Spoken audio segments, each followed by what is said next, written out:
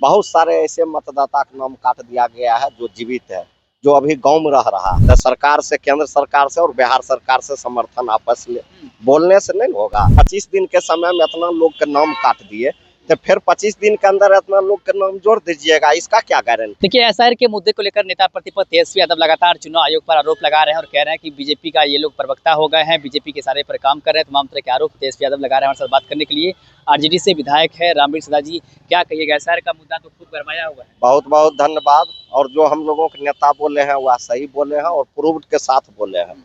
हम लोगों के विधानसभा क्षेत्र में अलौली में भी बहुत सारे ऐसे मतदाता का नाम काट दिया गया है जो जीवित है, जो अभी गांव में रह रहा है। लेकिन 1 महीना का समय भी तो दिया गया, जिसको दिक्कत है बताइए।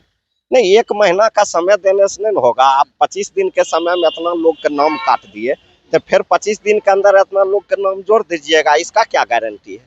इंडियन अलायंस का बैठक हुआ है दिल्ली में, तेजस्वी यादव भी गए थे, मुकेश सहनी भी गए थे। चुनाव की बहिष्कार की बात है, लेकिन मुकेश सहनी कह रहे हैं कि चुनाव का बहिष्कार तो नहीं करेंगे, हम तो चुनाव लड़ेंगे। नहीं, हुआ ठीक है। हम लोगों का नेता का जो आदेश होगा वह हम लोगों को पालन होगा। अगर हमारे नेता चुनाव का बहिष्कार करेंगे तो हम लोग बहिष्कार में जाएंगे, अगर चुनाव लड़ेंगे तो चुनाव में नेताजी के साथ हैं एकदम हम लोग। राहुल गांधी बिहार आने वाले हैं, कई मुद्दों को लेकर सड़क पर उतरने वाले हैं। अच्छी बात है, महागठबंधन मजबूत होगा, होगा एकदम होगा। चिराग पासवान को लेकर के एक सवाल है। चिराग पासवान कह रहे हैं कि हम एक ऐसी सरकार का समर्थन कर रहे हैं जहां अपराधी बेलगाम है, कैसे देखते हैं?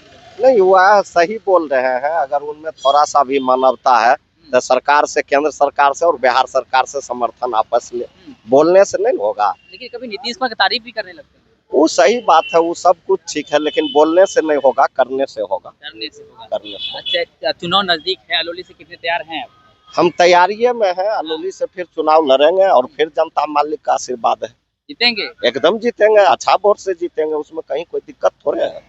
पशुपति कुमार पारस के बेटा की चर्चा हो रही है, वो हमारे नेता जानेंगे, वह बात हम नहीं जानते। हम इतना जानते हैं कि हम अलौली से चुनाव लड़ेंगे जैसे भी। तो देखिए, हमारे साथ बातचीत करते हैं आरजेडी से विधायक है रामवीर सदा जी। इन्होंने साफ साफ कहा कि हम अलौली से चुनाव लड़ेंगे, हमारे नेता हर चीज़ को जानेंगे। देखिए, अलौली से चर्चाएं हो रही है पशुपति कुमार पारस के जो बेटे हैं यश राज, उनकी भी, कि वो भी चुनाव वहां से लड़ सकते हैं और वो भी लगातार तैयारी कर रहे हैं। और चर्चा ये भी है कि पशुपति पारस जो है वो कहीं कभी भी महागठबंधन में शामिल हो सकते हैं। ऐसे में अलौली सीट को लेकर के कई तरह की चर्चाएं हो रही थी कि रामवीर सदा का टिकट क्या वहाँ से कटने वाला है। इस पर रामवीर सदा जो है उन्होंने साफ साफ देखिए कहा है कि हम किसी भी हाल में चुनाव वहाँ से लड़ेंगे, अलौली सीट से लड़ेंगे और लगातार हम वहाँ से तैयारी भी कर रहे हैं, जनता पे भरोसा है। बाकी एसआईआर के मुद्दे को लेकर के तेजस्वी यादव जिस प्रकार से लगातार चुनाव आयोग पर हमलावर है, एनडीए पर हमलावर है, उसको लेकर के भी बिहार की राजनीति गरमाई हुई है। बीते दिन बैठक हुई है दिल्ली में, एनडीए अलायंस गठबंधन की तमाम जो नेता हैं एनडीए गठबंधन के, वो वहाँ पर पहुंचे थे। तेजस्वी यादव भी पहुंचे। उधर मुकेश सहनी ने जिस प्रकार से कहा है कि चुनाव का बहिष्कार जो है हम नहीं करेंगे,